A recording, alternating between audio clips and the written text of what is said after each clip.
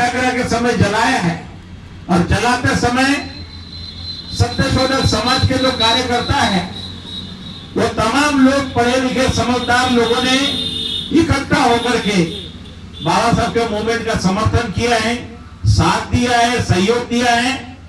उस समय कोई जमीन नहीं दे रहा था तो वहां के मुस्लिम लोगों ने जमीन दी है, सहयोग दिया है। ज्योतिबा फुले को भी जैसे साथ सहयोग दिया है, क्योंकि वो सारे समझदार लोग थे, जानकार लोग थे, जुल्म के खिलाफ खड़े हुए लोग थे। जहां पर समानता, स्वतंत्रता, न्याय, बंधुत्व की बात आती है वहां पर सभी लोगों ने खड़ा होना चाहिए, क्योंकि जो धर्म के नाम पर एक व्यक्ति को दूसरे व्यक्ति से कम लिखा जाता है, दबाया जाता है, सताया जाता है, जन्म से नीच और ऊंच बताया जाता है, उसे धर्म नहीं कहा जा सकता है, उसे अधर्म कहा है। बुद्धायन धम्म में बाबा साहब ने बहुत अच्छी तरह व्याख्या की है। धर्म क्या है, अधर्म क्या है, धम्म क्या है, अधम्म क्या है, सतधम्म क्या है। जरूरत है हमें बहुत अच्छी तरह से अध्ययन करने की, जानने की, समझने की। ज्योतिबा फुले के बारे में कुछ कुछ मुद्दे ऐसे हैं कि जो बहुत से लोग नहीं जानते। समंदर से सोना निकालने का जो बहुत बड़ी कंपनी थी, अभी एक मुंबई में है, रोहित पिसार। उस जमाने में ज्योतिबा फुले की कंपनी थी जो समंदर से सोना निकालते थे, समंदर के नीचे से। भवन निर्माण जो पीडब्ल्यूडी डिपार्टमेंट है, उसी तरह की उनकी अपनी कंपनी थी, कंस्ट्रक्शन कंपनी। ज्योतिबा फुले की कंस्ट्रक्शन कंपनी ने आज जो विक्टोरिया रेलवे स्टेशन है मुंबई का, वो विक्टोरिया रेलवे स्टेशन का सारा बांधकाम उनके कंपनी ने किया हुआ है, ज्योतिबा फुले के कंपनी ने किया, जिसकी ईंटें आज भी 150-200 साल हो गए, बहुत अच्छी तरह से वो बांधकाम अभी भी है।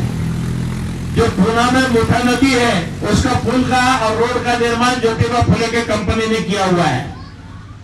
ज्योतिबा फुले साधारण व्यक्ति नहीं थे, आज के जैसे अंबानी की चर्चा होती ऐसे वो बहुत धनी व्यक्ति थे, क्योंकि उनके पिताजी का जो फूलों का कारोबार था, वो कारोबार की वजह से वो अमीर तो थे ही, लेकिन सामाजिक व्यवस्था में बहुत बुरी तरह से उनको शूद्र होने के कारण सताया गया था।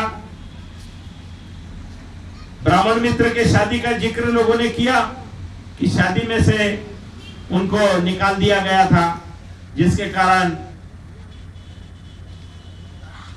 वो अपमानित हुए, और उन्होंने इस शिक्षा के क्षेत्र में काफी कुछ काम किया।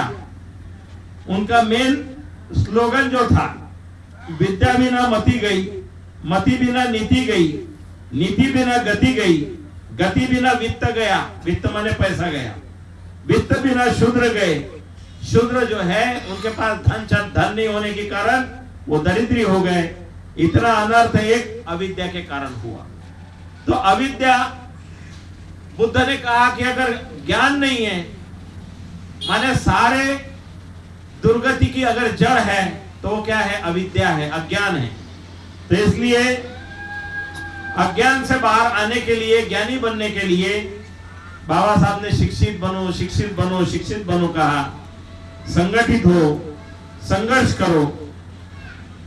1873 में जो सत्यशोधक समाज की स्थापना की गई थी, जिसके द्वारा 2 महाराजा जो है, बड़े बड़े महाराजा बन पाए सत्यशोधक समाज के कारण। सत्यशोधक समाज की वजह से परिवर्तन और काफी कुछ हुआ। बड़ौदा नरेश सयाजीराव गायकवाड़, बड़ौदा नरेश सयाजीराव गायकवाड़ ने बाबा साहब को स्कॉलरशिप दी पढ़ने के लिए। जो कोई उस समय के गरीब और दबे कुचले बच्चों को, होनहार लोगों को विदेशों में पढ़ाने के लिए जो काम शुरू किया, कृष्णाजी अर्जुन केड़ुस्कर सत्यशोधक समाज के कार्यकर्ता बाबा साहब जैसे ही चौथी क्लास पास हुए, माने मैट्रिक उस समय की अंग्रेजी चौथी क्लास, तो बाबा साहब का सत्कार करने के लिए ये सत्यशोधक समाज के कार्यकर्ता थे कृष्णाजी अर्जुन केलुस्कर गुरुजी, जिन्होंने हाथों से लिखा बुद्ध चरित, उनको भेंट स्वरूप दिया बचपन में। तो बुद्ध चरित बचपन में उन्होंने पढ़ा बाबा साहब ने, और इसके कारण जिंदगी भर बाबा साहब के पहले गुरु तो हुए उनके बाप दादाओं के, कबीरपंथी थे उनके बाबा दादा रामजी राव जी वगैरह, तो उनके घर में कबीर पंथ, तो कबीर पहले गुरु हुए, बाप बुद्ध की जीवनी मिली, भगवान बुद्ध दूसरे गुरु बने, और ज्योतिबा फुले के सत्यशोधक समाज का आंदोलन मिला। तो इसलिए ये तीन गुरु बाबा साहब के रहे, जिनके तीनों गुरुओं का मार्गदर्शन लेते हुए उन्होंने बाबा साहब ने इस देश में संविधान लिखा और एक नई व्यवस्था दी है। तो उस जमाने में 1848 में